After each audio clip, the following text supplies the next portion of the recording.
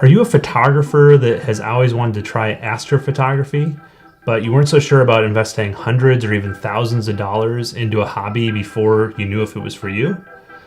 Well, then watch this video because I'm going to show you how you can capture and process a photo of the Orion Nebula with gear you might already have.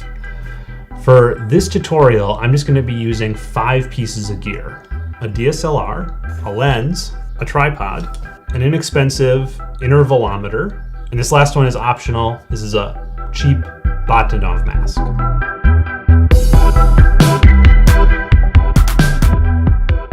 Hey, if you're new to my channel, welcome. My name is Nico Carver. I'm a deep sky astrophotographer and my website is nebulaphotos.com. With this channel, I would just want to share my love of astrophotography and especially help newcomers to the hobby get started. And I'll also just mention really briefly here at the start that I do have a Patreon. Thanks so much to everyone who already supports me. It really keeps the channel going at a steady pace. If you're interested, my Patreon starts at just $1 a month. Today, I'm going to show you how you can capture deep sky objects, meaning objects out in space that are outside of our solar system. This tutorial will work for many different deep sky objects. I'm going to be shooting the constellation Orion, which is setting in the west right now. And we should be able to see, after processing, the Orion Nebula, the Horsehead Nebula, and the Flame Nebula. And we're going to do it with just 5 pieces of equipment: a stock DSLR, a fast lens, a tripod, an intervalometer, and a Bahtinov Mask. If you've seen my most popular video series, it's called Orion Nebula Start to Finish. This is going to be somewhat similar to that with a little bit of overlap, but the technique and the processing will be different since we're not going to be using a tracker or a telescope as I did in that video series. For those new to astrophotography, what a star tracker does, or when they get a little bit bigger, they're called a mount, an astrophotography mount. What it does is it moves your camera at a constant rate. That rate is called the sidereal rate. So it has a little motor in here with gears, and then it just moves everything on top, called the payload, at the sidereal rate. And that rate, what it is it's the rate that the stars seem to move across the sky from our vantage point here on Earth. And you can keep time to it just like we normally keep time with the solar rate. Of course, it's not really the stars moving. They're so far away from us that they're practically fixed. It's really that the Earth is rotating very fast around its axis called the celestial pole. And that's why the stars are seeming to move across the sky. So another way to think of a star tracker or a mount is the device to counteract Earth's rotation. So Earth's rotating this way, the star tracker is going to move in the opposite way at that sidereal rate. And what that allows you to do is take long exposures of the night sky and have sharp stars and bring out those DSOs, deep sky objects, through long exposure. But they'll remain nice and sharp because you don't get the motion blur from Earth's rotation with the star tracker. But today, we're not going to use the star tracker or a telescope because I want to show everyone out there that you can start doing deep sky astrophotography with gear that's really more just common photography gear you might already have, at least a lot of it. And I'm going to repeat this a lot. Your gear does not have to be the same as mine to follow along with this video. As long as you have some kind of camera that can do some, manual exposure control. You have some kind of lens. It'd be better if it can shoot f4 or faster. A tripod, and you have some way of taking many exposures without having to touch the camera each time. Then you have everything you need for this tutorial. First thing I'm going to do is I'm going to talk about each piece of equipment that I'll be using tonight, and we'll start with the tripod. First thing I'm going to say, if you already have a tripod, use the tripod you have. For your first time trying astrophotography, there's no need to upgrade anything that you already have. That being said, the sturdier the tripod, the better. I'm a big fan of Manfrotto tripod legs. These are aluminum Manfrotto tripod legs that are probably 15 years old. I'm sure that I bought it used because I just trust in Manfrotto's quality. They have held up really well. All their stuff works really well. But the sturdiness comment and the reliability also goes for the tripod head. You want to use the biggest, sturdiest tripod head you have. And for me right now, that's this video head. It's not designed for astrophotography, but it has a nice big platform for holding the camera. I know for a fact that when I lock down the tilt or the pan, that those stay in place and can hold a lot of weight. So with the tripod head, bigger the better. If it's a ball head, just make sure that it really stays stable. Okay, next piece of equipment is the DSLR. This is an 8-year-old camera. It's my Canon 5D Mark III that I bought the year it came out. It's a very nice full-frame camera, but that really doesn't matter. Just use whatever you have. I've repeated this a number of times now, and the reason is I've often heard people remark, well, I'd like to do astrophotography, but my gear isn't good enough. My camera's not good enough. It's not true. If you have a camera that you can manually control the exposure, you can do this. One other aspect that's really handy and we're going to be using in this tutorial is you want your camera to be able to controlled with an intervalometer. So almost any DSLR that you have will do this. If you don't already have one, you might have to look up what kind of intervalometer you might want to get. They look like this. And what it is it allows you to take many shots. So I've tried a bunch of different models. I have a fancy wireless one. So the way the wireless one works is the controller is this thing, and then it has a little receiver that goes on top of the camera and plugs in, and then I can control from, I don't know, something like 30 meters away or something like that. It's handy, but not necessary. It's a little bit more expensive to get a wireless one. A wired one works just fine. This is the newer model. I think it's about 30 bucks. And they all basically work the same way. So just get whichever one is designed for your camera. For people that are new to this device, all it does is it allows you to trigger the shutter. So normally we just hit the shutter button on top of the camera, but without touching the camera physically. And the reason that we want to do this is we're taking a long exposure. We don't want to add any vibration shake by touching the camera when we take that exposure. So we can just hit the shutter button right there to take the exposures. But what an intervalometer does, in addition to just being able to take a single exposure like that, is to take a sequence of exposures. So what the camera will do is it'll take hundreds of exposures in a row, and the way you do that, all you have to do is program in the sequence right here and press start. So really easy. I'm going to show you how to use it. If you are still on the fence about buying one of these, if you don't already have one, it's about 30 bucks. Keep in mind that these are also super useful for time-lapse photography.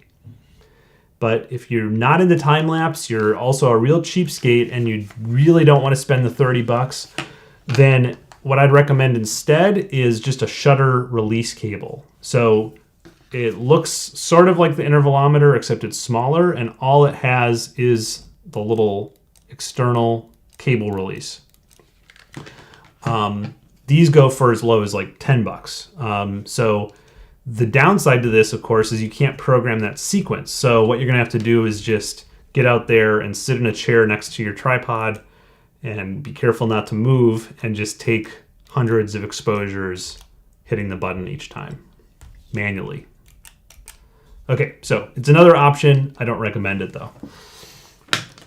Oh, last thing I'll say about intervalometers, Canon is a bit weird. They've never put an intervalometer into the actual firmware of the camera, to my knowledge. Maybe in some of their really newer cameras. I haven't followed it too closely, so don't quote me on that. But a lot of camera manufacturers have been doing it for years. And so read your manual or Google it, because you may find out your camera already has a built-in intervalometer, so you don't actually need to spend any money on this. You can just program it right in your camera and have it rip through a sequence of exposures without you touching anything. Next up, we have the lens, and I'll be using this lens. This is a lens that I bought for filmmaking. It's called the Rokinon Cine 1.5. The optics are the exact same as the Rokinon 85mm f1.4. Just so you're aware, again, use whatever lens you have, even if that's your kit lens that came with your camera, use it. If you do have a choice of lenses though, I would recommend a lens with a focal length of at least, let's say 50 millimeters, and one that can shoot faster than f4.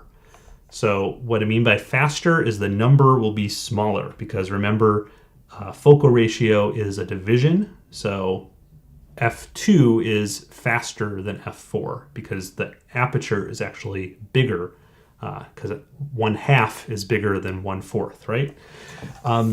For astrophotography, you really just want that focal ratio to be faster, so you let in more light, more signal with each exposure. Also for astrophotography, as a general rule of thumb, prime lenses like this one, where they just have a fixed focal length, so this is just an 85mm lens, will perform better than zoom lenses where they have a range of focal lengths, like a 70 to 200 millimeters. However, that's just a rule of thumb, because I know that every lens is going to perform differently, and some of the Canon L series lenses, which are very expensive zooms, do perform very well for astrophotography. So just take that with a grain of salt. Primes, as a general rule of thumb, will perform better than zooms. The last piece of gear I'll mention, and this one is optional because I'm also going to show you how to focus without it, is a Bahtinov mask. And what a Bahtinov mask is it's a manual focusing aid. And the reason I recommend it is stars are one of the trickiest things to nail focus on. And we have to do the focusing manually, even if your lens has autofocus, because typically the camera's firmware that actually controls the lens autofocus system doesn't work on the stars. Because it just isn't trained to do that, and there's just not enough light typically for it to do it well. So the Bahtinov mask is a tool for accurately manually focusing on a bright star. And it really, especially with a lens, that star has to be really bright, like one of the few brightest stars in the night sky for this to work at all. The good news though, this is cheap. This is, believe, about $10 from Amazon. It's just plastic. It's not going to hold up forever, but it works okay. If you are interested in buying one, I'll put the links in my description. And the way that you're going to choose one is measure the diameter of your lens shade here, and then just make sure that that falls within the range listed for that Bahtinov mask. And then it has these little adjuster pins so that it will just fit and be centered right on your lens like that. For people that are watching this that maybe have been doing astrophotography for a while and are interested, I do have a much better Bahtinov mask for lens-based systems. This is called the Lonely Spec Sharpstar 2, and this is the 100mm edition. But I would really only recommend investing in something like this if you're really serious about astrophotography, and specifically lens-based astrophotography, and you have a number of different lenses you want to use it on.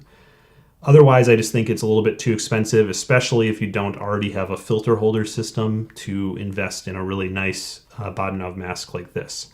The reason that it does work better is, I don't know if you can see that, but the pattern is very fine on this. It's actually printed right on this piece of plexiglass. If you compare that to this one, you can see that the pattern is much coarser on this one. And what that means is that this one is a lot more precise when using lower focal lengths than this one. And that's it for gear. There are a few things you're going to want to plan out, though, before leaving the house. So let's go over them.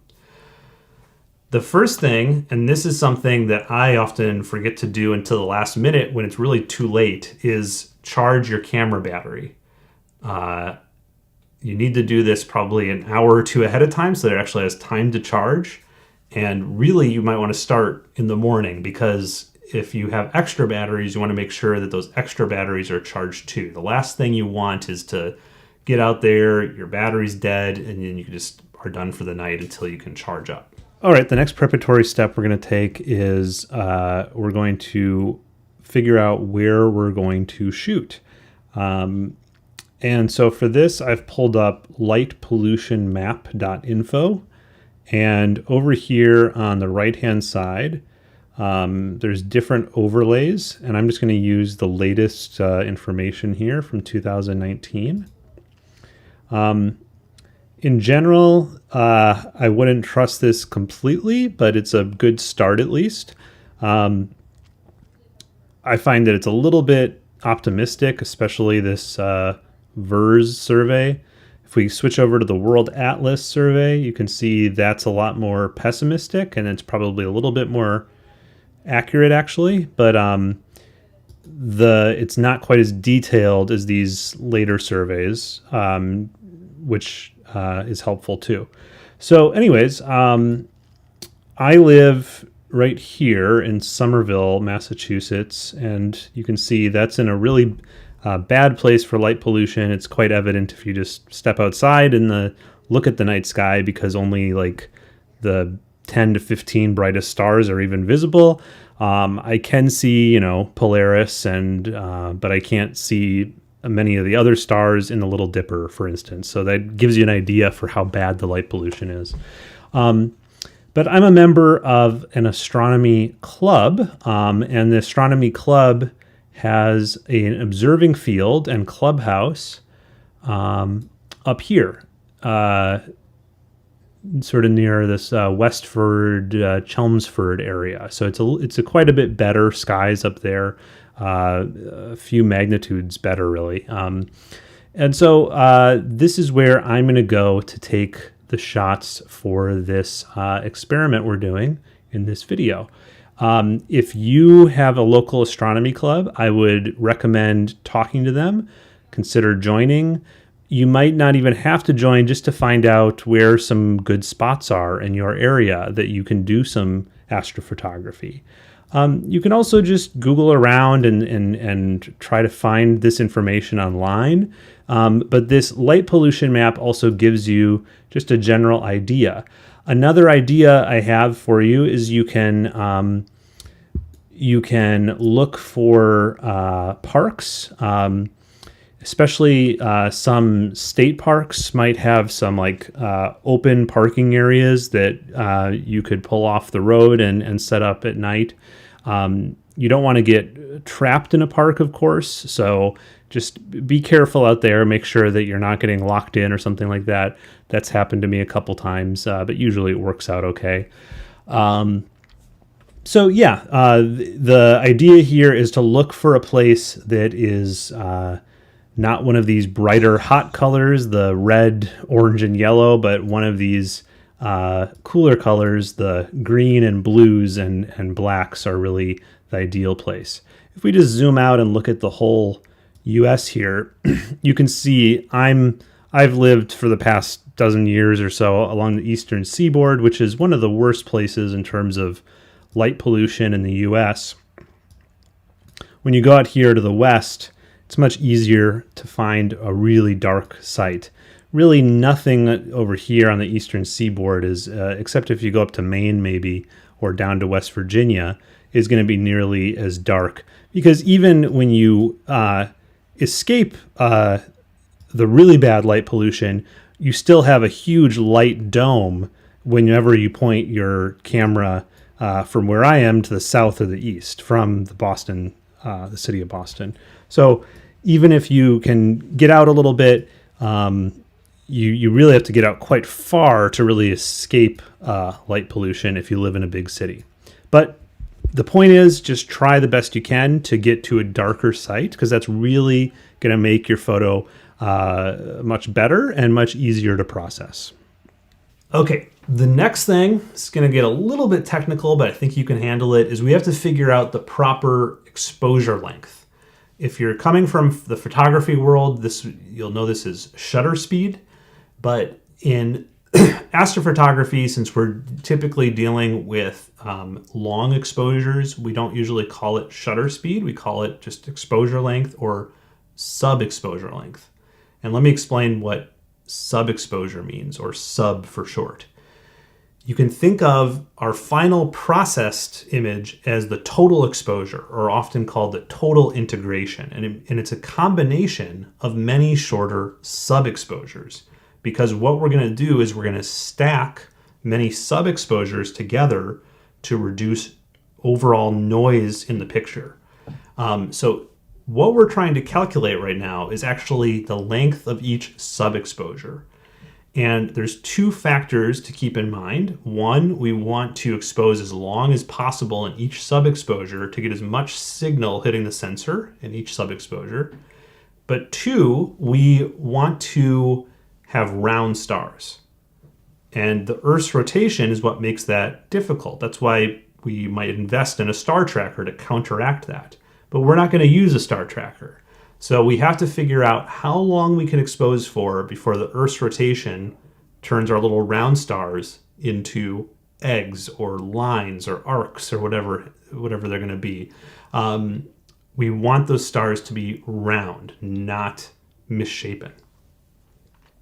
And finding out that exposure time for round stars, you can just do it with trial and error.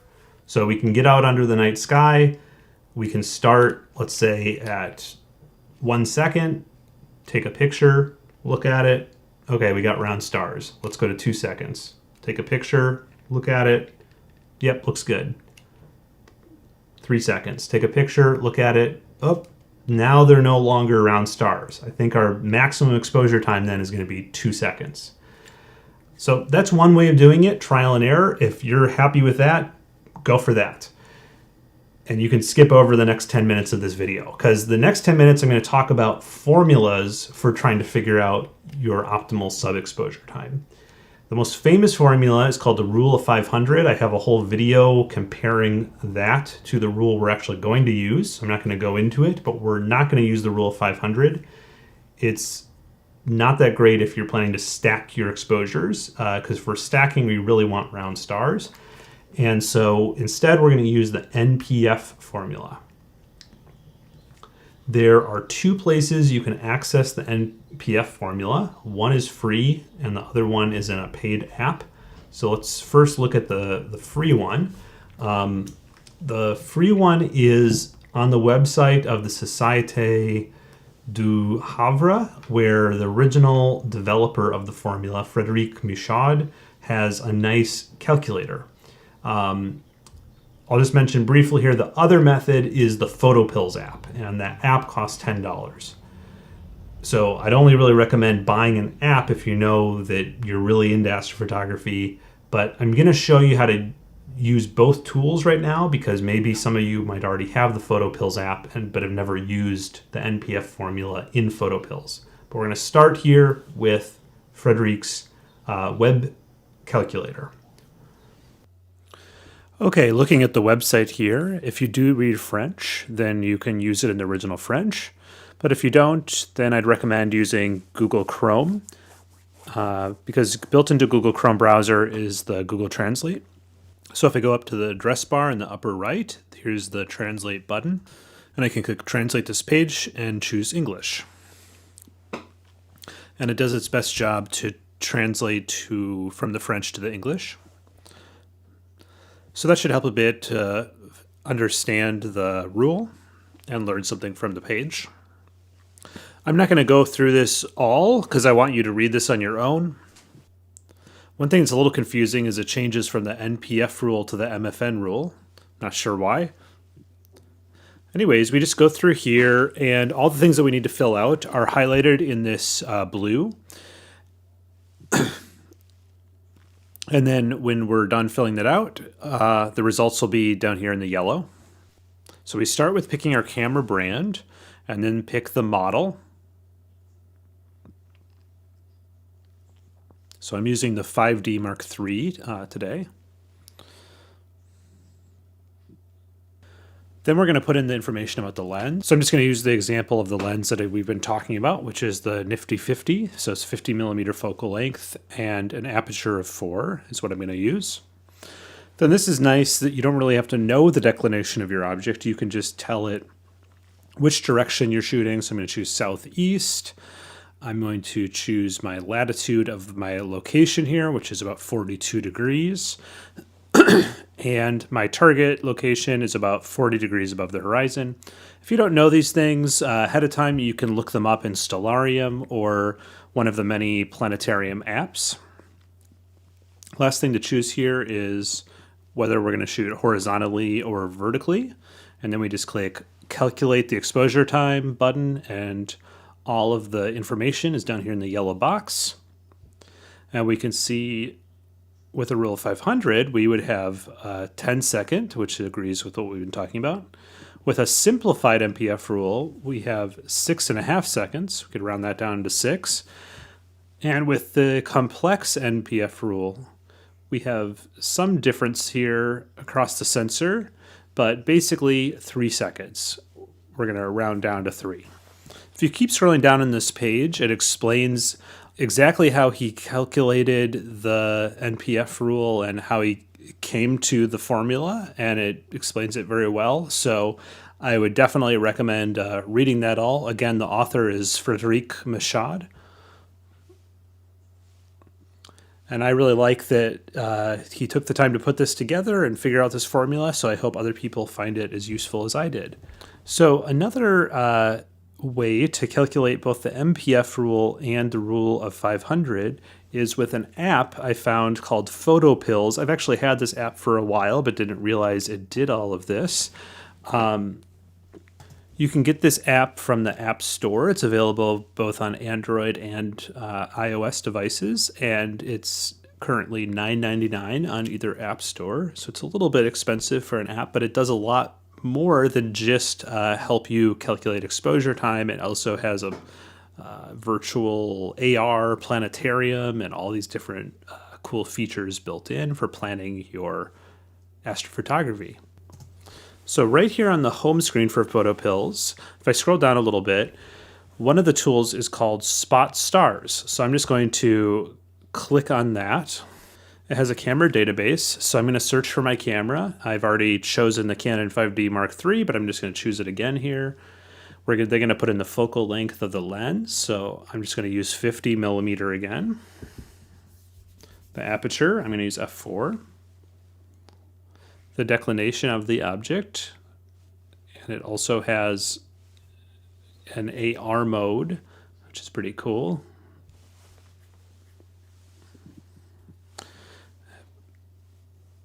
It puts a planetarium on top of your camera, and then you can just find the object you're looking for in the night sky and set it that way.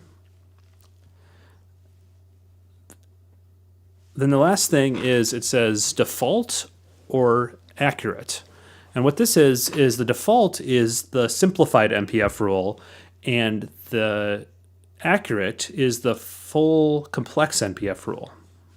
I've looked at this app across many different focal lengths and apertures, and declinations, and all of that. And these results for both the complex and the simple NPF rule do match up with Frédéric Michaud's website. So I feel that you can use PhotoPills instead of the website. It is very handy to have this sort of mobile app when you're out in the field for calculating the NPF rule and not having to do all that math. And then you can also compare it right below to the rule of 500. Okay, now that we know our correct exposure time for each sub-exposure, let's look at some of the other camera settings we'll want to set before going out. Okay, we're going to look at some other camera settings here. Of course, this is a Canon camera, so the menus might be a little bit different if you're using a different brand, but hopefully a lot of this will carry over. I'm going to go ahead and turn it on. And the first thing that we can do is we can go ahead and set the exposure or shutter speed to what we figured out in the NPF formula. So for the 85mm lens I'm using at f4 with this camera, and the Orion Nebula right now, that's 2 seconds. I'm going to use an ISO of 800.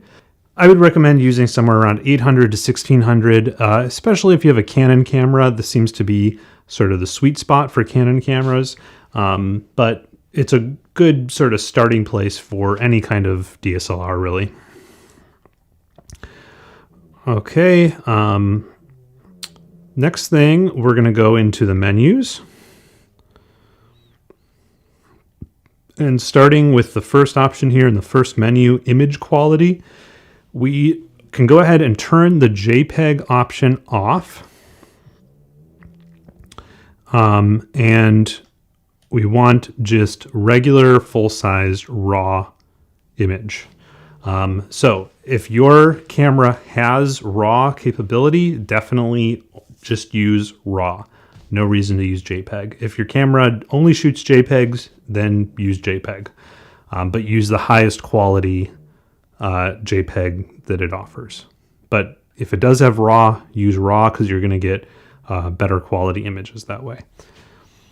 Okay, for image review, I'm going to go ahead and turn that off.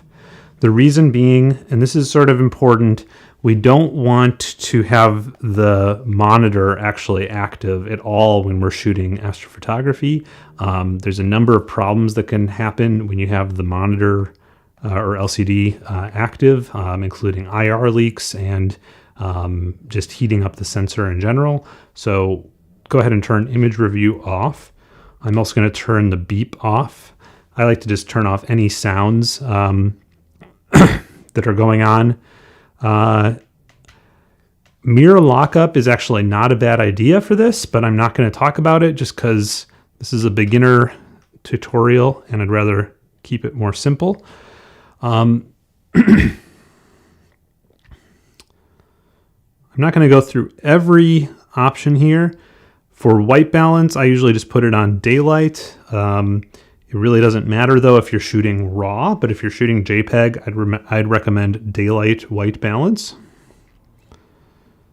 Color space, again, probably doesn't matter, but I'm just going to leave it on Adobe RGB.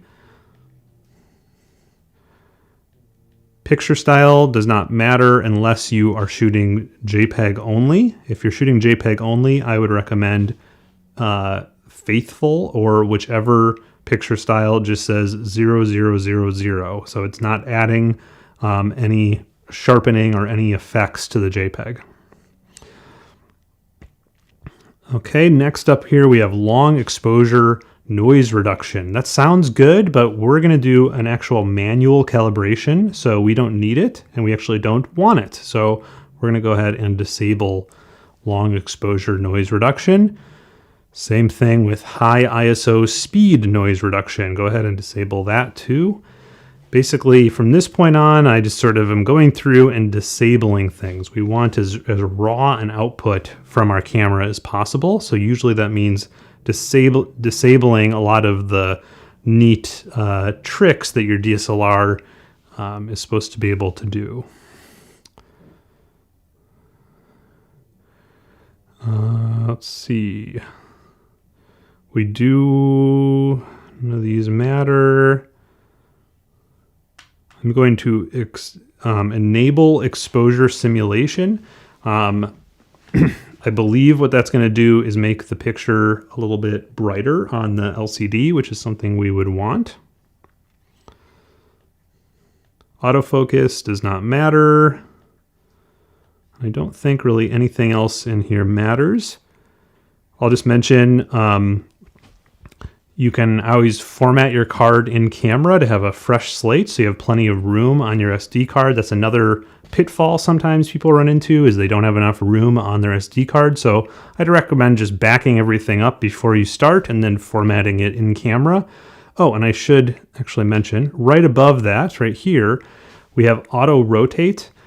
I have heard that sometimes this can mess people up, even with raw pictures. So I would recommend turning any kind of auto rotate off.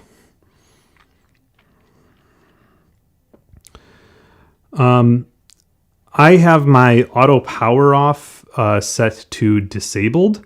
That's a personal preference. You might be more comfortable with it being set to 8 minutes or something like that. Auto power off is only going to happen when you're not taking pictures, but I just find it really annoying whenever the camera auto powers off, so I have it disabled on my camera. It's up to you.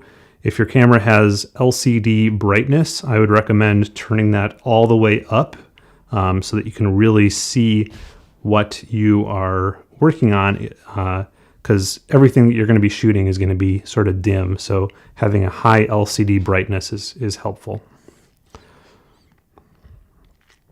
But I'll just mention that you might also want to turn this down, because if you are doing like photography with a telescope, you might want to know that you can actually turn this way down too and save your night vision a little bit.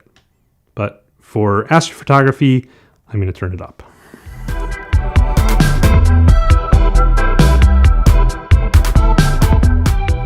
While we're waiting for the sun to go down, let's talk about calibration frames. So I would highly recommend, if you're following this tutorial, to take calibration frames. They're going to make your picture much better and easier to post-process. What a calibration frame is it's something that alters the raw picture in a way to either remove noise or to correct optical issues. And so there are 3 types we're going to talk about: bias frames, dark frames, and flat frames. Let's start with bias frames. I think they're the easiest to understand. With bias frames, it does not matter when you take them, or what temperature the camera is at. All you just want to do is just put it on manual exposure setting and just keep going all the way over until you're at your shortest exposure that the camera can do. On my camera, that is 1/8,000th of a second, so the shortest possible exposure. On other cameras, that might be 1/4,000th of a second or something like that. And you want to set your ISO to whatever you had it for your subs, often, or also called your lights, your light frames. So for my camera, I set that to ISO 800.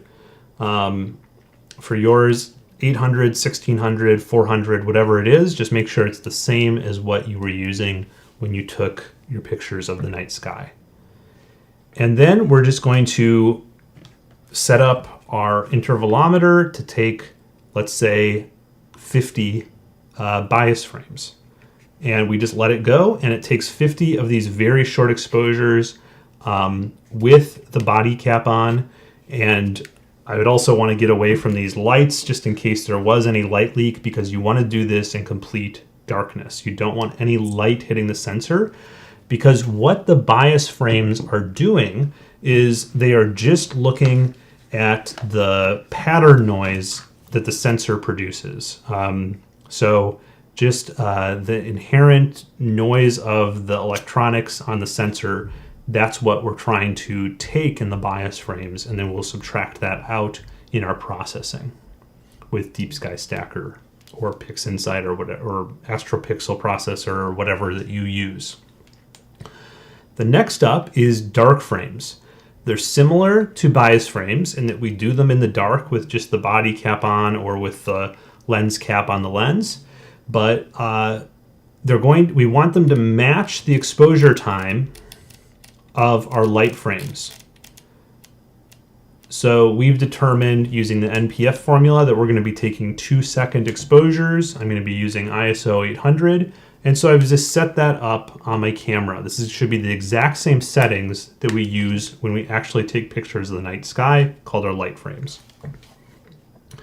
And again, just take at least 30, I'd say. If you have the disk space, you can take 50, but 30 is probably enough. Just set it up on your intervalometer, set the N, the number, to 30, and just let it go, taking a bunch of 2-second exposures in the dark. That's darks. Oh, one last thing about darks. Unlike bias frames, it's important that your dark frames also match the temperature of your light frames as closely as possible. So what I would recommend is get out there early, let the sun set. When it's completely dark and you've let your camera adjust to the outside temperature, take your dark frames. Then it's going to get even darker, because even when it looks dark to you, the night sky will get a little bit darker over the next half hour to an hour. And you now have your dark frames done. Then start focusing, lining up your camera with Orion, and start taking your shots of the nebula or whatever deep sky object you are shooting. Okay, the last type of exposure, we need the actual lens, and we need it to be at the exact same focal point and aperture as when we shot the lights. So what I would recommend is, if you can, bring something out into the field to take your flats. If not, just be very careful when bringing it into the house that you're not messing with the lens at all. What the flat frames do is they will take care of vignetting in the system, which is really common, especially with a lens-based system. And then also, if you have any little bits of dust or anything on your lens or your sensor, they'll also take care of that. And what we need for a flat is we just need a nice, as the name suggests, flat white surface to take a picture of. So there's a lot of different methods for doing this. You can try using the sky as a flat. I haven't had that much luck with that since the sky brightness fluctuates a lot. I've had people, just take a picture of a white wall with some even lighting on it. What I usually do is I have like an LED tracing pad, but you can also use an iPad or a computer screen, and just put that flat up against the lens shade so that you know that it's completely flat up against the lens shade, and then just take pictures of that. The one drawback of doing it with an LED tracing panel is sometimes you get into the problem of you have such a short exposure that you get into the sampling rate of the power source. I don't know how to explain this better, but you see these lines in your flats. So if that happens, you just need to take a slightly longer flat frame, or diffuse. But sometimes to take that longer flat frame, you're going to have to diffuse what you're shooting a little bit. So just put pieces of paper between the LED tracing panel or the iPad and the front of the lens shade here, and that should diffuse it enough that you can then take your flats. How do you know how long to expose a flat for, though? This is where it's helpful to use the histogram on your camera if you know where that is. So basically, just bring up the histogram feature. You should see a little bump. That's all of the information in the picture, all of the pixel values. And just bring that bump halfway over on your histogram on your camera, and that's a properly exposed flat. It doesn't necessarily have to be all the way halfway over. If it's between a quarter a third or halfway over. As long as you don't have it like way over on the right side or way over on the left side, it'll probably work. But halfway over is a good rule of thumb for a properly exposed flat frame. And how many to take? Just like with your darks, I would take somewhere over 30. 50 would be probably better, but it's not necessary. So at least about 30 flat frames. Once you know by trial and error where your flat frame is based on the histogram, the exposure value, then you can just program it with the intervalometer and then take 30 to 50 flat frames. Okay, hopefully that all made sense. So we again have the bias frames. Those are the ones that are as short as possible in the dark with either the lens cap on or the body cap on the camera. We have the darks, which have to be matched in both temperature and time to our light frames, our subs. And then we have our flat frames. And this is where we need some kind of flat source of light. And this can be like an iPad or an LED panel or a wall or whatever you have. We just want to make sure that it's perfectly square with the camera. And the flat frames we're going to expose so that the back of the camera histogram is about halfway over. And again, we'll take 30 to 50 of those. I'll just finish up this section by saying calibration frames are important. I know a lot of people are going to want to skip them because they sound difficult or tedious or whatever it is. They're really a good idea to do, though, and get in the habit of doing for all kinds of deep sky astrophotography.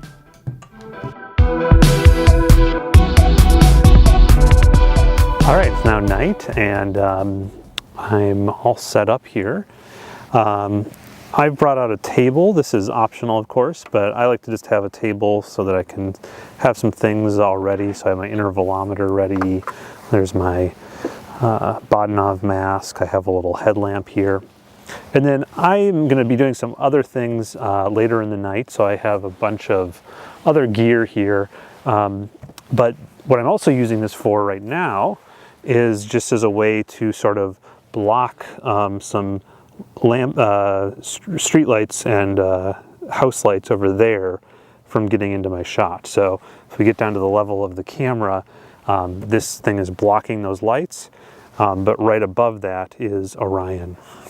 We'll just go through the different steps. We're going to start with we're going to start with finding Orion. Then we're going to focus on a bright star and then set up the intervalometer and then take our shots. And really that's it. The only other thing we have to do during the night is after a few hundred shots, we'll adjust and recenter Orion in the viewfinder.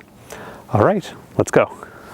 All right, the first thing we're going to do is we're going to find the Orion constellation. And like I said earlier, we're not going to be using a finder because with a 85mm lens, it should be easy enough to just find the Orion constellation with live view.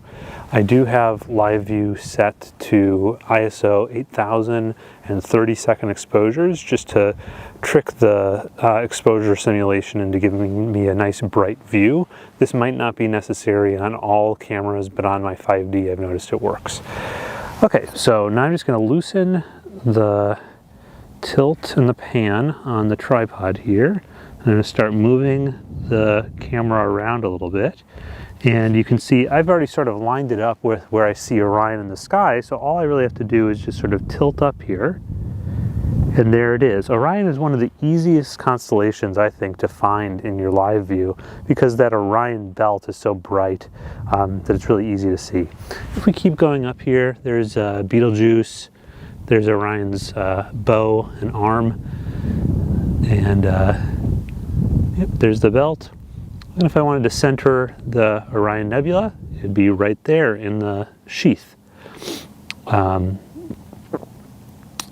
But what I'm going to center first is Rigel, which is this lower star at the bottom here. And it's the brightest star in the constellation, which is why I want to use it for focusing. Because with a lens, you really need a bright star to focus if you're using a Bahtinov mask like we are going to here, especially a Bahtinov mask not really designed for this focal length. So we'll see how well this works. Again, if it doesn't work, we'll go to my backup, which is the Sharp Star system. Okay, let me go ahead and zoom in. I'm just going to press the zoom button, adjust where it's pointed, get Rigel centered there, and then press the zoom button again to get it 10 times zoomed. And if you don't have any kind of Bahtinov mask, you can still just focus with live view. The way to do it is just grab your focus ring, push it in one direction, you'll see the star gets bigger. That's at infinity in quotes, because it's not actually working. You can see then as I start twisting the focus ring, it gets smaller, and then it starts getting bigger again. So you just want to find that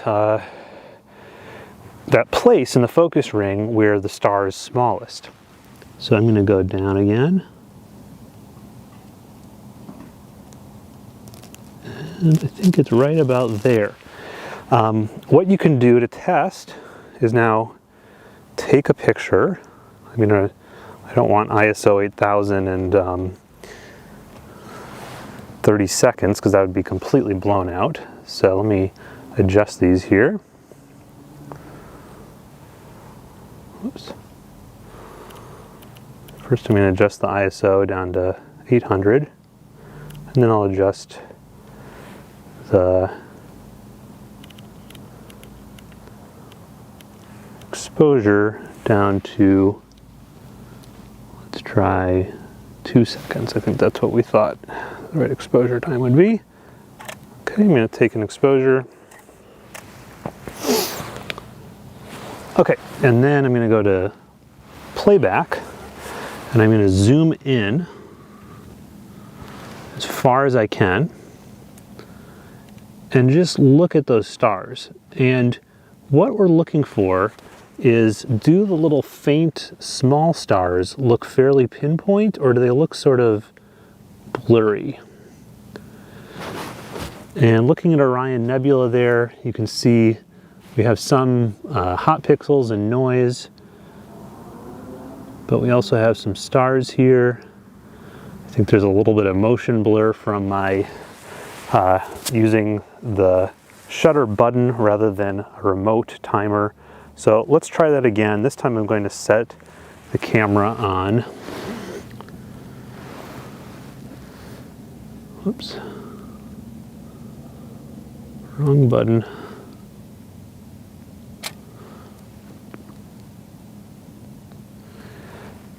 Timer mode.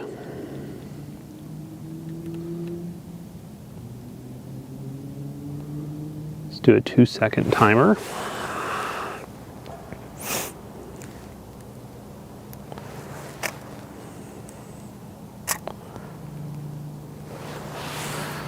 Okay, let's zoom in again.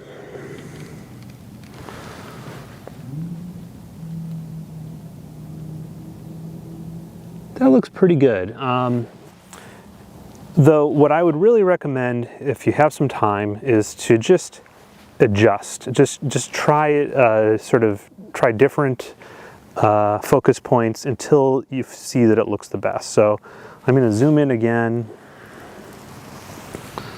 I'm going to try focusing it again.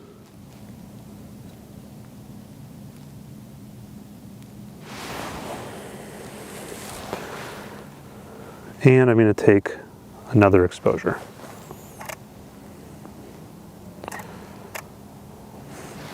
Okay, I'm going to go back to playback mode, zoom in, and then I'm going to compare between this exposure and the last one. And I think you can see here that this one is much better. And so I know that I'm on the right track here when the stars are smaller and I'm seeing more faint stars in the picture. So for instance, here's the new exposure with the new focus point. Here's the last one. and I can see more faint stars, and those stars are smaller points. So with trial and error, you can get good focus without a Bahtinov mask, but it's just much easier with one. So let's move on now to using one. And I'm going to start with my cheap one here. All right, it's in there. So now I'm going to zoom in, and this might be a little bit harder to see, but we have this little line now that's coming out from the star core. And if I move the focus back and forth, you can see that line move as well. And what I'm going for is to try to get that line right in the middle.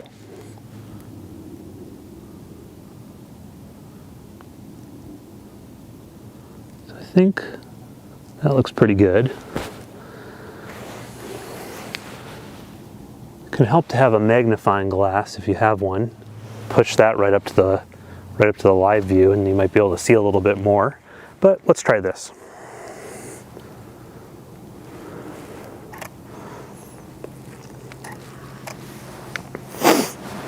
Okay, I'm going to go back to playback mode. I'm going to go to playback mode. Sorry.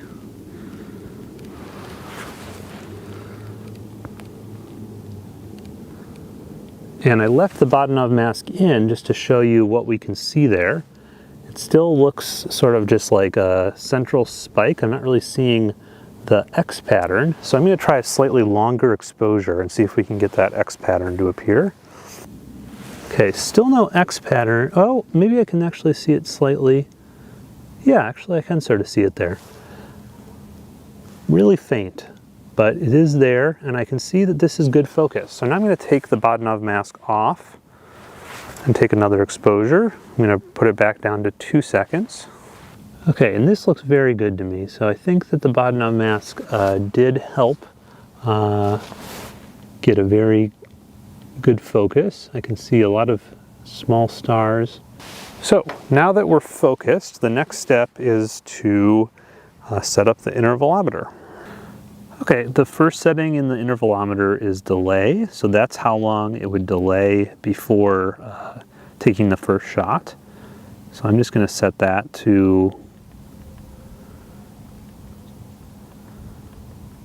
2 seconds. The next setting is long, so that's how long each exposure should be. And we already found out using the NPF method that this should be 2 seconds. So each exposure will be 2 seconds. I'll set that. The next setting is interval. And so this is how long it should wait between each exposure. Since I'm just going to assume we're not going to use mirror lockup. It might be a good idea, but I don't have it set up right now. I'm going to go ahead and do a 2-second interval between each shot. This will just give the camera some time to settle between each exposure. So we're doing a 2-second long exposure and then a 2-second interval. And then N stands for number, so the number of shots we want to take. And I'm going to set that to, this is sort of annoying, you just have to keep pressing it on this one. Okay, I'm going to set that to 200. Since we're doing untracked astrophotography, we're going to have to move the camera as Orion drifts out of the field due to the Earth's rotation. So 200 I think is a safe bet before we want to adjust the camera a little bit. The last setting on this intervalometer is, do you want to make a sound when it takes shots? And I'm going to say, no, I don't want it to make any sounds. Okay, so now that we have everything set with the intervalometer, all we have to do is just have it hooked up to the camera and press the start button.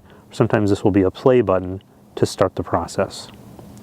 All right, we'll let it do its thing and then look at what we get. All right, as you can see, after a couple hundred shots, Orion is no longer centered.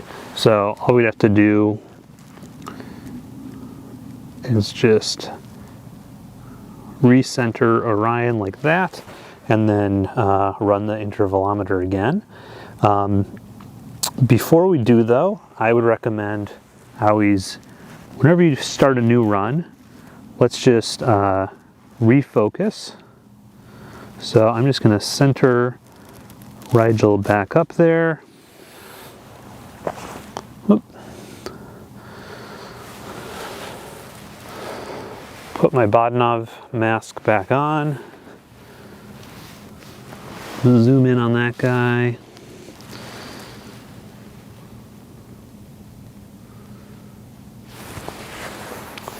And try focusing again here.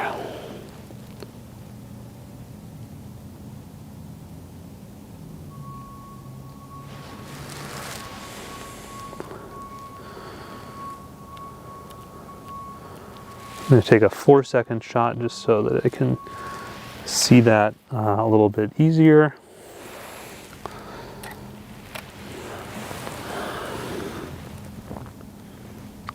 Okay, that looks pretty good. Okay, so you have to always have to remember when you're focusing, take that Bahtinov mask back off before you start your next sequence. But now we're ready to go. So I'm just going to hook the intervalometer back up and let it rip for another 200 exposures. One other thing I should note, I always remember to do before you start your intervalometer is turn off your live view. Because if that live view is on, sometimes it will stay on, and that will heat up the sensor, giving you more hot pixels, and it'll also drain the battery a lot faster. All right, we'll take another couple hundred, and then we should be done for the night.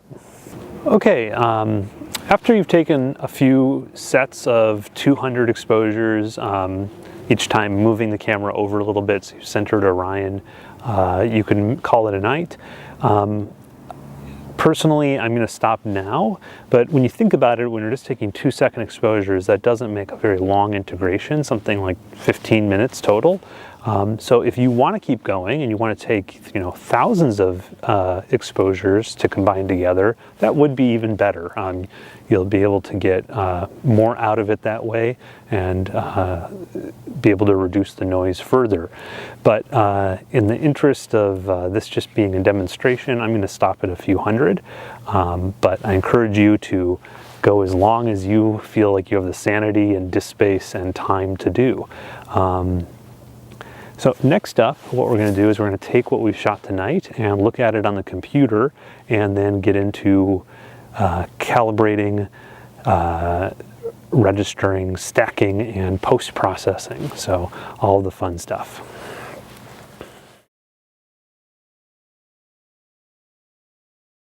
If you're following along with me, you can download these from Google Drive and just follow along with my example files here. Or if you're doing it on your own, I would recommend organizing your files into these 4 folders so you have them all ready to go for the next step here, which is we're going to use Deep Sky Stacker to calibrate the lights with the flats, darks, and bias files. And then we're going to register those lights, which means match them based on the star patterns so that they're all lined up, and then stack them into one complete image that has all of that data combined together, and it rejects a lot of the noise both through calibration and just through the process of stacking the images together. We can reject a lot of things like hot pixels and just the inherent noise of the sky and the uncertainty of light. So we're ready to go here. Let's go ahead and open up Deep Sky Stacker, which is this right here. I'm using the 64-bit version. It does tell me a newer version is available for download. I'm using 4.1.1, and this says 4.2.3 is available. I'm not going to upgrade right now, but I think it works the same way. We start over here on the left-hand side with, and we just basically step through these different steps. We start with open picture files. And I'm going to navigate to that folder I was showing you before, Orion 85mm. And I'm going to start by loading in my lights. I'm going to press Control A to select them all and click Open. Okay, now those are all loaded. I'm going to go ahead and check all of those just to see how many we have here. We have 451 lights.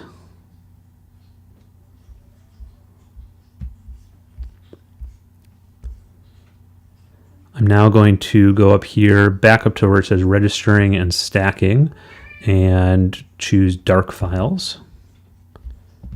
Go into my darks folder here. Again, click once, and then press Control A to select them all, and then click Open. Okay, we loaded in 31 dark frames. Now I'm going to click on Flat Files. Load in my flats, Control A to select all, click Open, loaded in 20 flats. I don't have any dark flats this time. I'm going to use bias. So I click on Bias Files, open up my bias folder, press Control A to select everything, and click Open.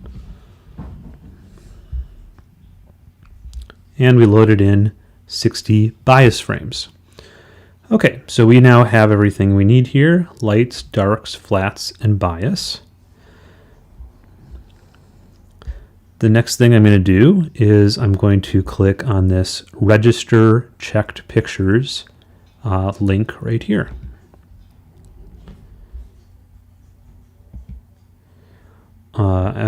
We can see here there's an Actions tab and an Advanced tab. It says dark flats and bias checked. That's good. I'm going to leave automatic detection of hot pixels checked. I'm going to go to the Advanced tab, and I'm going to compute the number of detected stars here.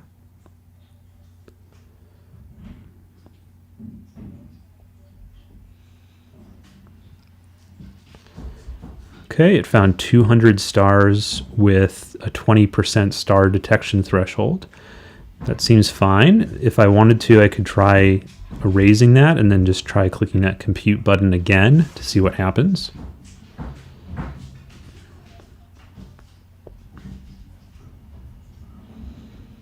Okay, when I raise the star detection threshold, that number of stars goes down.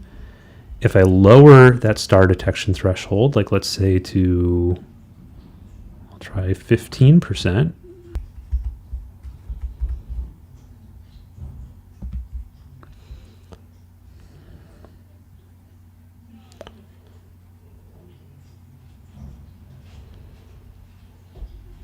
We get a few more stars. This is probably fine. I'm going to leave that at 15%. I'm going to click into recommended settings and just see what we have here. It's saying that we're using sigma clipping combination method and sigma clipping median for the other calibration frames. That all seems fine.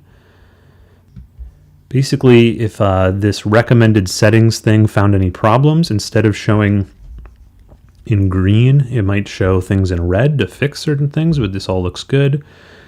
We can click on stacking parameters here and just see what it's doing. So it's doing a median kappa sigma clipping. You can hover over these different stacking modes to find out what they do. This all looks fine. I'm going to click OK. And I'm going to click OK again. And it will start creating all of our master calibration frames. It starts with the bias, then goes on to creating the master flats and the master dark and everything else, and then it will go ahead and calibrate everything and register those checked pictures together. Once we have all of that done, we can pick the best light frame to use for the final registration and stacking, and then stack all of these pictures together. So I'm going to let this go for a while here and check back in when it's done. Okay, it's now done. I'm going to go ahead and sort these by score. And you can see the top score here is 1,862. So that means that this has been, when Deep Sky Stacker looked at all the different lights, it found that this one had the roundest and tightest stars in terms of focus. So I'm going to go ahead and choose that one as the reference frame. I'm going to right click on it and choose use as reference frame. We now get this little asterisk right there. I'm then going to go over here to stack checked pictures, which is the next thing down.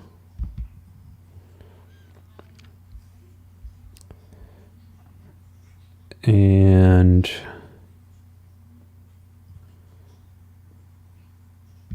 it looks like I didn't take my bias frames as the same ISO as my darks and flats and lights. So that's not good, but oh well, it's too late now.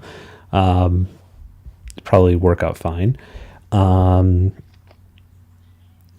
can see the total exposure here is about 15 minutes because we took 450 frames at 2 seconds each at ISO 1600. I don't want custom rectangle. What is that? I just want standard mode. I don't know what I did there. There's an option to stack based on a custom rectangle, and I must have somehow messed up and put that in. So you always want to check all of these things, make sure that it's what you actually want. I just want a standard mode where it's framed based on the reference light frame, which we just set.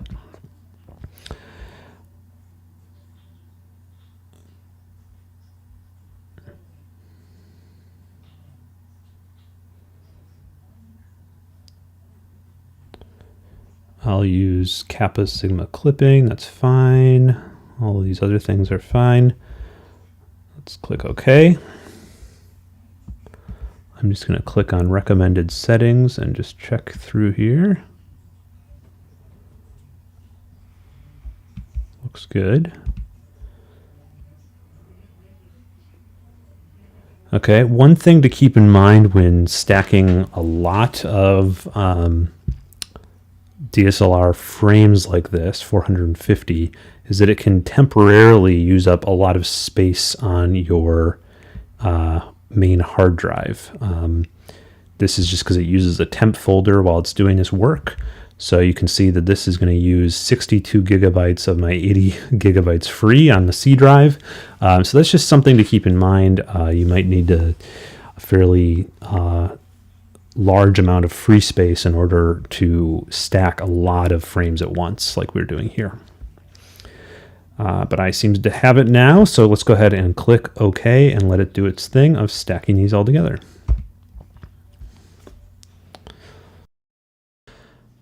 Okay, it's done stacking. Doesn't look like much here, but that's because it's not stretched really here. So we're just seeing the bright blown out parts, but we can see Orion's belt there and things like that. But we're going to do the stretching in other programs. So all we have to do now is make sure that it's saved the autosave.tiff, which if I look in my lights folder here,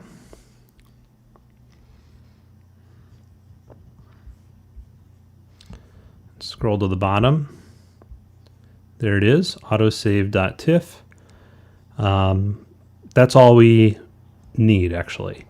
So we're going to use that in the next steps and move on to the actual post-processing programs, because this was just what we call pre-processing. So it's calibrating, registering, and stacking, and then we'll actually do the fun part right now.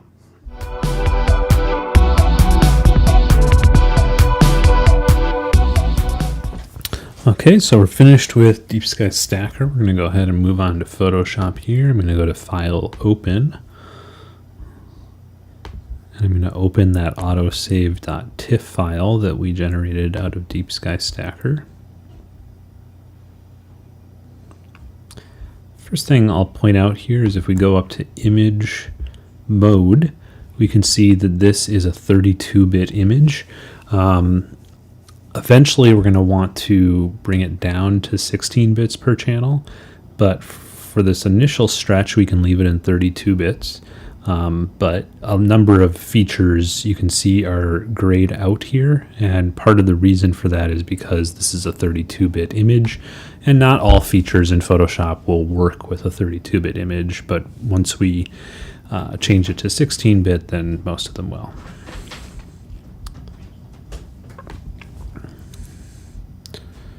So the first thing I'm going to do is I'm going to duplicate the background layer, and you can do that by either pressing Command J on a Mac or Control J on a Windows machine, or if you don't like keyboard shortcuts, you can right click and choose Duplicate Layer too.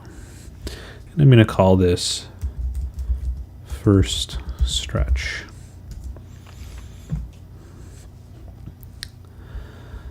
Okay, and then we're going to start stretching the image. Right now it's in what we call a linear state, meaning we haven't taken the curve and basically flattened it out into a nonlinear state. If we look at a histogram right now, I'll just open up a histogram here.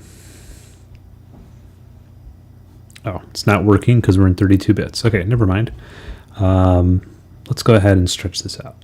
So I'm going to go to Image, Adjustments, Levels, or I can press Command L. And okay, well here's our histogram. So we can see that this spike of information is all the way over here on the left-hand side. And what we're going to try to do is bring it over to the right while also spreading it out. So the way we're going to do this is going to take the middle slider and push it over a bit, press OK. And you can see we've already taken that spike of information here. This is all of the pixels. I like that. That's and cool. I like that interactive part a lot. So you can see we've already taken this spike. This is basically all the information in the image and moved it off from this left-hand side, which is the shadows. And we're going to do that again, getting a little bit further off the left-hand side. And don't worry that the image is looking really gray at this point. We're going to fix all of that. I'm going to press Command L again. This time I'm going to take this shadow slider, the one on the left, and I'm going to bring that over a little bit. This is resetting the black point. Now we don't want to do it just by look, because if we do that we're going to start clipping information, and we don't want to clip, meaning permanently bring any pixels down to a 0 level yet. So I'm just going to bring it over here, right on the left of the histogram hump, but not actually going into it. And then I'm also going to take the middle slider and bring it over again. We're going to do that a few more times. You can see this time, in addition to moving the histogram bump over, it's also spreading it out, which is what we want. We want to spread this out right in this area between the shadow and the midtone slider. So I'm going to take this over again, take this over again.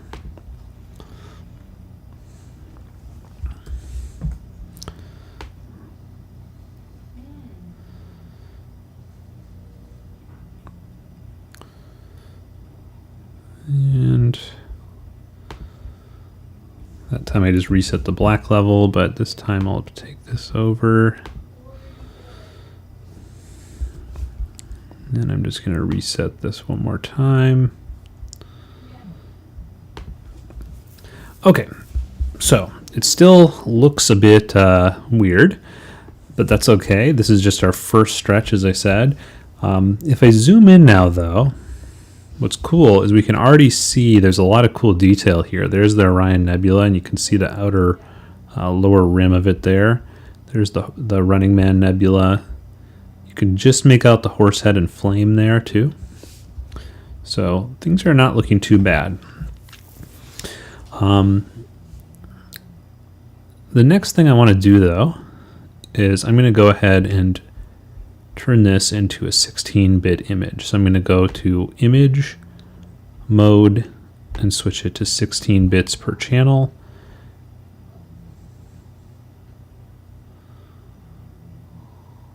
And I'm going to say don't merge.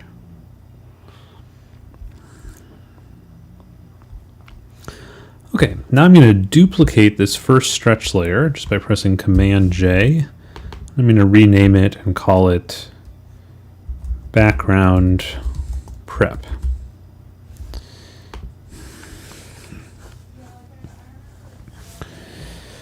Okay, I'm going to select all by pressing Command A or Control A on Windows.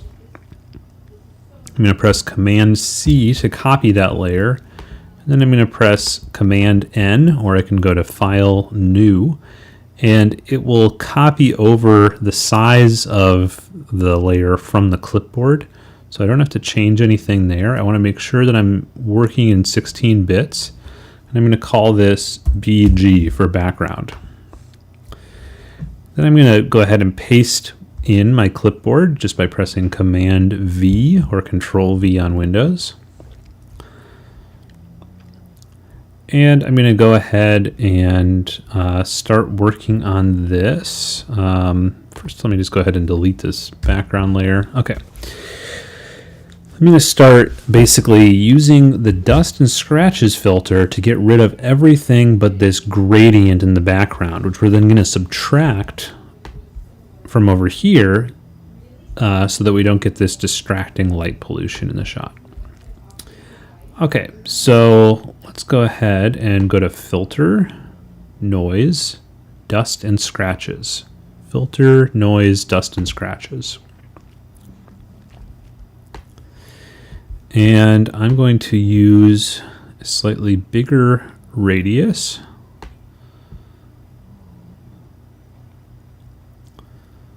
Maybe something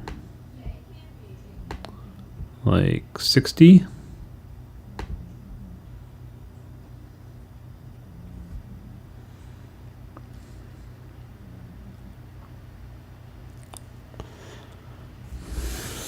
And using a 60 pixel radius on dust and scratches means any feature that's smaller than 60 pixels will basically just be filtered out. So we still have these big star halos, Rigel and the belt stars, and we still have Orion there. So to take those out, I'm just going to use a spot healing brush. So if you go over here, or you press J on your keyboard, you should get the spot healing brush, and then I'm just going to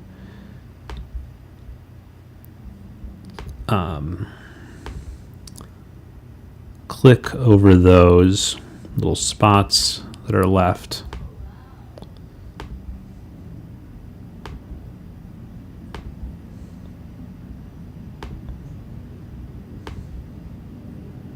To get rid of those.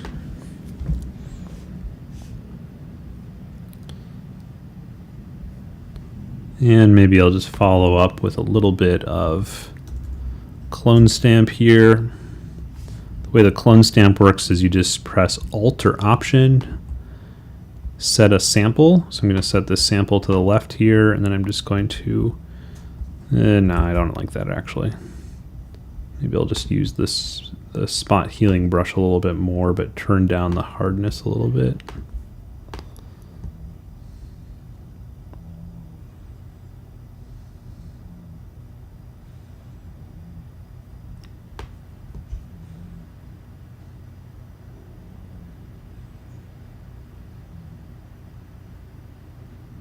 Okay, I think that improved it a little bit. Basically, we're just going for as smooth a gradient in here as we can get without any hot spots.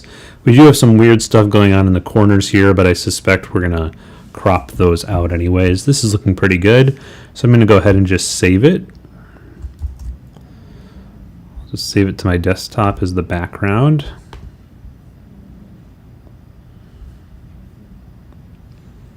And after that saves, I'm going to go ahead and save my main document too. Basically, whenever we've put in, more than 15 or 20 minutes of work, it's a good idea to save. So I'll just save this as Orion. save it as a Photoshop document.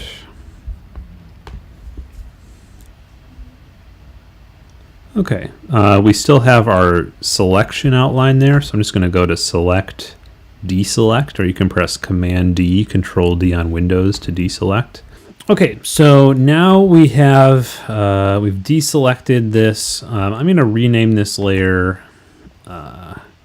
from background prep to background removed, because we're about to remove the background from this layer. And what I mean by that is we're going to take this, which is the gradient of the light pollution and the really bright sky, and we're going to remove it from this, revealing a lot more detail. We're going to use a little known thing in Photoshop called Apply Image. So if we go to the Image menu up here at the top and choose Apply Image, by default, it applies the image we're working on to itself and it multiplies it. What we want to do is we want to use that background image that we just made. So I'm going to choose under source, I'm going to choose bg.psd. And I think it just has one layer, so it's probably fine to use merged, but if you're seeing something weird here, you can just choose layer 1, but just has one layer because we deleted the bottom layer, so that's fine. For channel, we want to use RGB. For the blending mode, we don't want multiply. We want to go down to subtract, because what we're trying to do is subtract the background gradient from the image, but leave everything else. And by default, it's subtracting very aggressively. And the reason for that is because the offset is 0, but we want to put in a bit of an offset. And this may vary depending on your image.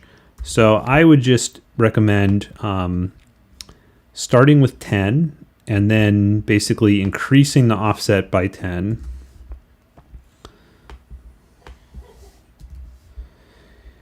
Until you get to a point where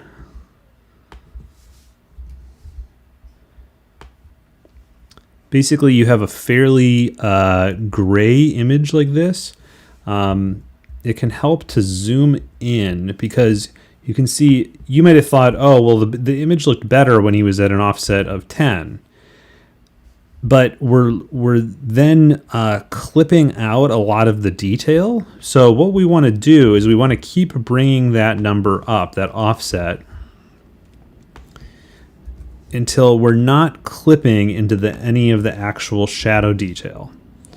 And so you might need to bring that offset up to 40 or 50 or 60 before you can be sure of that, because we can always bring the black level back down, but we don't want to clip any data at this point.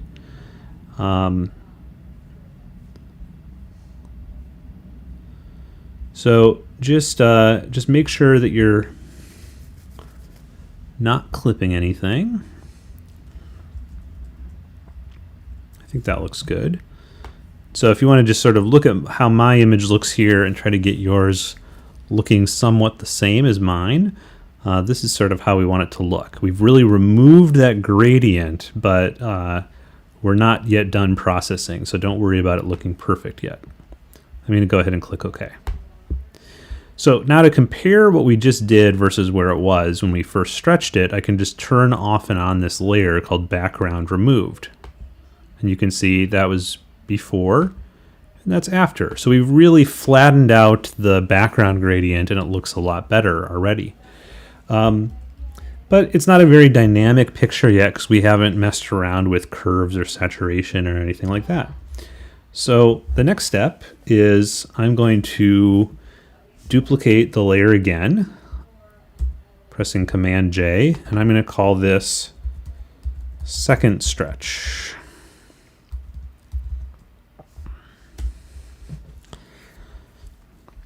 And the nice thing about duplicating layers like this is if you ever get into a bind and you really don't like the work that you've been doing on for the last so many minutes, you can always just delete that layer and try again. So I always just, after I complete a step in Photoshop, so we went from the unstretched background image. This was when it was still in 32 bits. Then we stretched it. We turned it to 16 bits.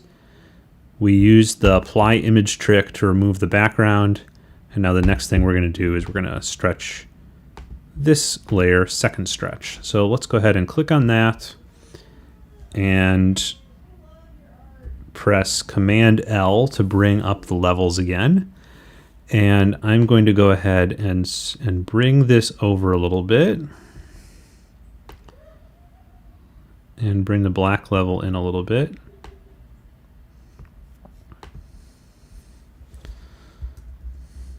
And you might need to zoom in to really see what you're doing.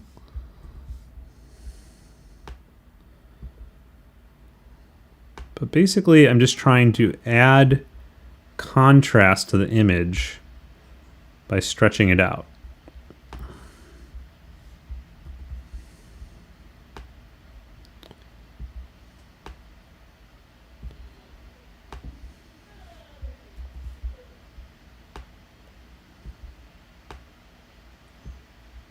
And I'm especially looking at the horse head there and the Orion Nebula. And we're starting to see the witch head here too. So as you stretch an image,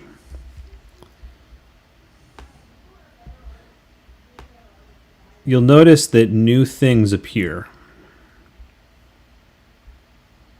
but possibly also new issues. Like we reveal a lot more noise in the background, but that's okay. There's M78. That's a cool little nebula right there.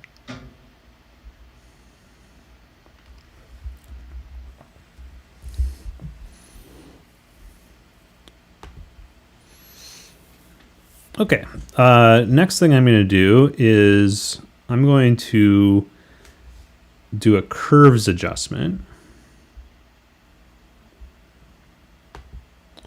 So I'm going to do image adjustment curves, or Command M. And I'm going to apply pretty aggressive what's called an S curve here.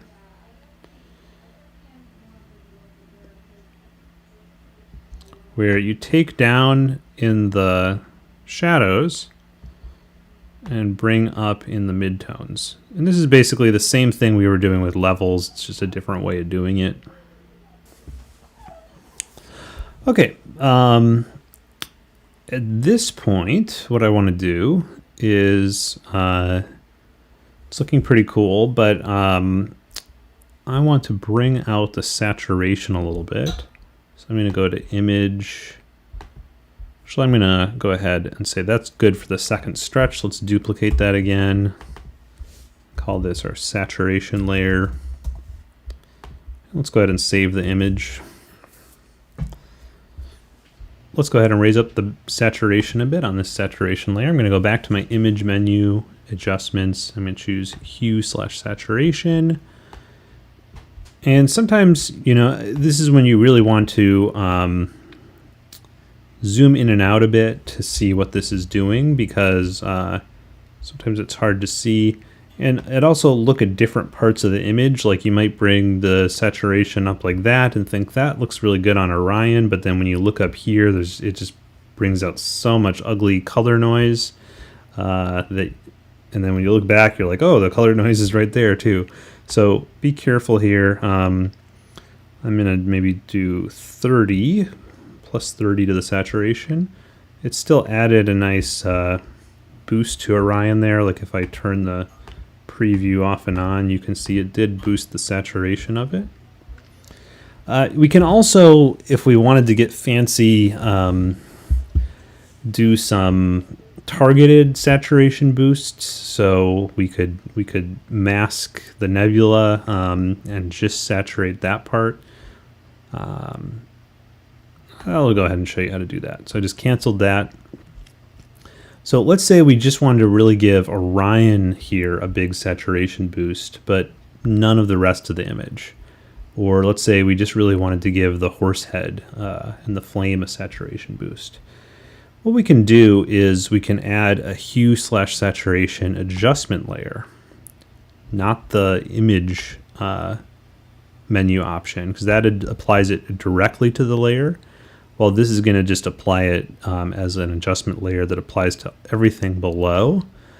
And I'm going to go ahead and bring that saturation way up like we did before.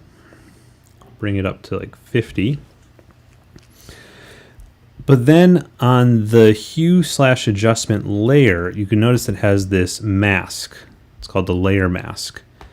And we want to just go ahead and fill this with black. You can do that. If black is your foreground color, you can just press Option or Alt Delete, and that's going to fill that layer mask with black. Another way to do it is just edit fill, and we can fill with black that way. So you can see, since we just filled that hue/saturation layer with black, it took it off. So now we're back to where we were. But what we can do is we can now paint where we want it to apply. So I'm going to choose the paintbrush here. I'm going to make it about 80 or 50 or 80 pixels, something like that. That looks good. I'm going to make it a nice soft brush, so I'm going to use 0% hardness. And I'm going to turn down the opacity too. So I'm going to turn the opacity down to 70%.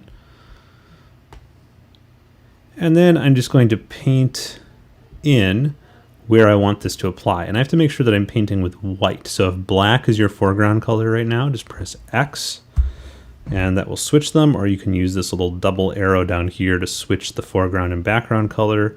I want to make sure I'm painting with white, and then I'm just going to come in here and I'm going to increase the saturation of my nebulae with the paintbrush. And some people will hate that I'm showing you this because they don't believe in this kind of painting on your image. But as a quick hacky thing, I think it's fine. If you're doing this for yourself and you just want it to look how you want it to look, then who cares how you do it? If you're really concerned about the ethics of imaging and you think that this is a bad thing to do, then don't do it. Anyways, what I just did was I increased the saturation of Orion and the horse head and the flame without increasing the saturation anywhere else. Maybe I'd also want to do it on these bright stars. I think that looks sort of cool. Do it on Rigel here. Yeah. Okay, so this is looking pretty nice. Still have a little work to do with making it look really good though. Let me go ahead and add another curves layer. I'm just going to reset my black point here a little bit. Something like that.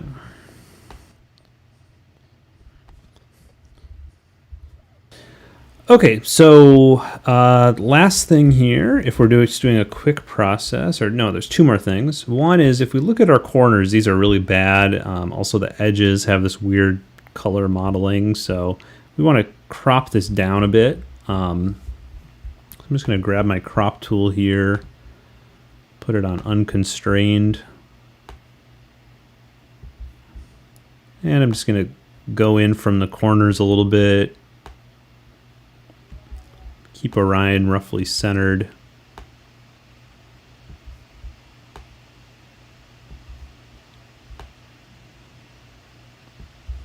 Do something like that. And I'll just examine it, make sure that now all the corners look good. Still a bit of weirdness up there, so maybe I'll crop this in a bit more. And to keep Orion roughly centered, I'll edge this one in a bit too. One thing I'm looking at over here that I don't want to crop out is we have the have the Witchhead Nebula really faint in right there, so I don't want to crop that out. Okay, that looks pretty good though. Okay, in a quick process, probably the last thing I would do here is these bright stars all have this sort of magenta into violet ring around them, and I just find it pretty annoying, especially when you're looking at it at about that scale or something. It becomes pretty noticeable and sort of distracts. If you don't find it objectionable, then you might be done with this. This looks pretty good, but if you want to work on those violet halos a little bit, I'll show you a technique we can use. First, when I do these kind of local adjustment things, you want to work on a fresh new layer. But now that we've added these adjustment layers, we can't just duplicate the last layer we were working on. So instead, what we have to do is we have to press Command Option Shift E, or that would be Control Option Shift E on the Windows.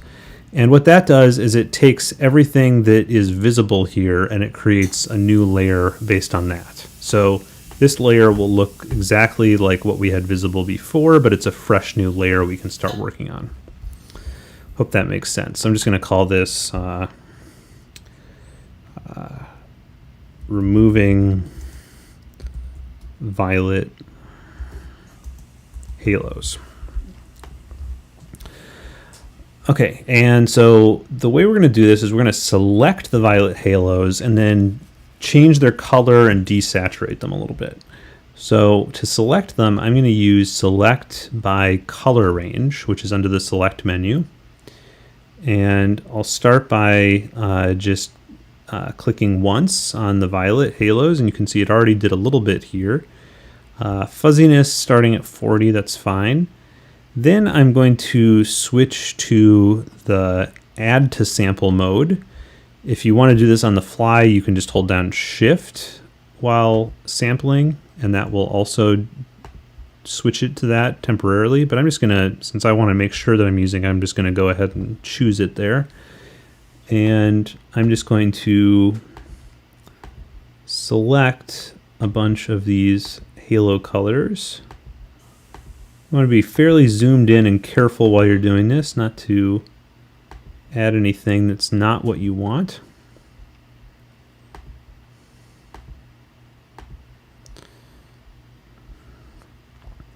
Okay, and then to see how well it's selected, what I can do is I can turn the selection preview from none to grayscale.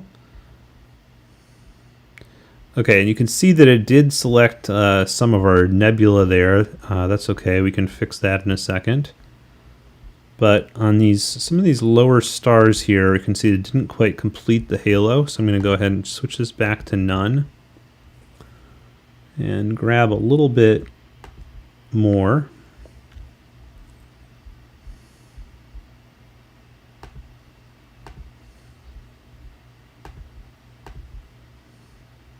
Ooh, okay, I think I went overboard, so I'm going to go ahead and undo.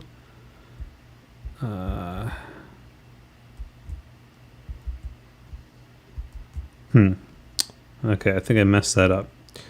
Well, we'll just start over. So to start over, just go back to your regular eyedropper here, and we'll start again. This is a pretty common thing with the color range tool, is you can go overboard pretty quickly, and you might have to start over. We might not be able to get all of these really faint ones. That's okay though. The ones that are more distracting are the bright violet halos. Okay, let's see how that looks.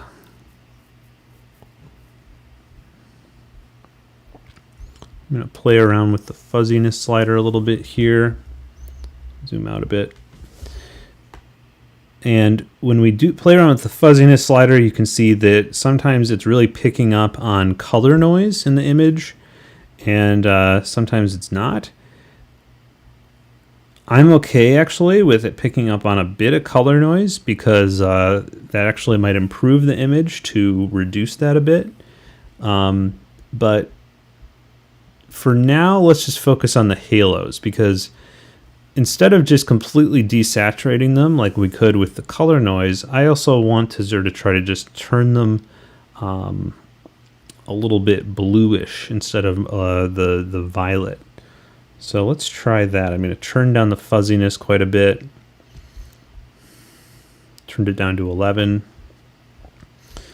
Okay, and now you can see, especially if we zoom in, that it has all these little halos selected. But it also has some stuff in the Orion Nebula here that we don't want to turn. So I'm going to press Q, which brings up this sort of ruby overlay. And you can paint on this with the brush tool. I want to paint with 100% opacity. And I'm just going to paint in black where it's picked up something that's not a star halo, which is picking up a lot of the Orion Nebula in here, which I don't want it to do. So I'm going to go ahead and paint that all in with black.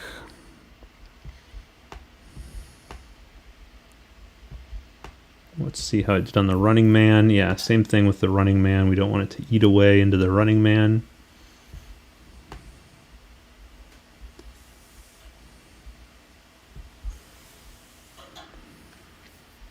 Okay, good enough.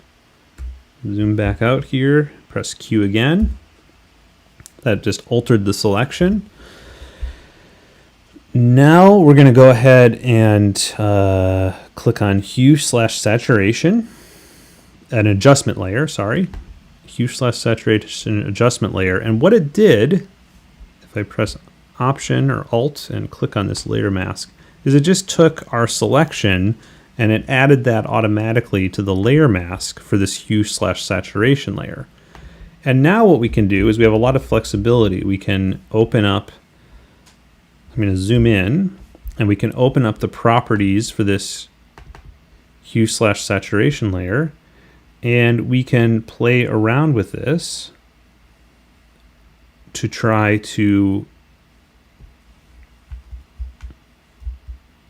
fix these stars a bit. So you can see if I do that, it gives it a very artificial look. But we could change the star halo colors. The mask isn't quite good enough. I might want to blur it if I wanted to do that too much. But what I'm going to do is I'm mostly just going to desaturate and turn down the lightness of these bright halos. And what that does, if I turn this off and on, is it basically just shrinks the stars and really de-emphasizes those halos.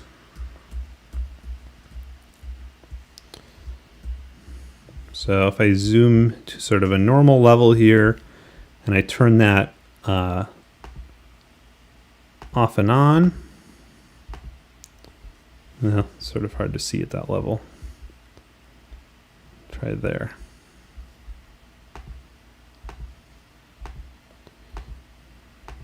Sort of subtle, but I think you can see it. It's basically, you have these really bright halos, and then we can de-emphasize them a bit with this trick. And you know, your violet halos might be worse than mine. It's really all up to how the lens is designed. Okay, I know I said that was the last thing, but this green cast is still bothering me a little bit. So the last thing I'm going to do is I'm going to open up a selective color adjustment layer here, and I'm going to go to the blacks, and I'm just going to take out a bit of cyan, take out a bit of yellow, and a little bit less of the magenta, and increase the black level just a bit. Oh yeah, I think that improved it a lot. You can see here's before. Hope you can see this in the video. There's like a green cast sort of across the background sky. And then just playing around with selective color blacks, taking the cyan and yellow down to -5, the magenta down to -3, and the black to +6. I think that's a big improvement on the sky color. Okay, so the focus on this picture, I think, is clearly Orion Nebula and the Running Man. We captured that pretty well. We also have the nice bright star Rigel here. We have a little bit of the witch head. You can see her nose and mouth a little bit and chin.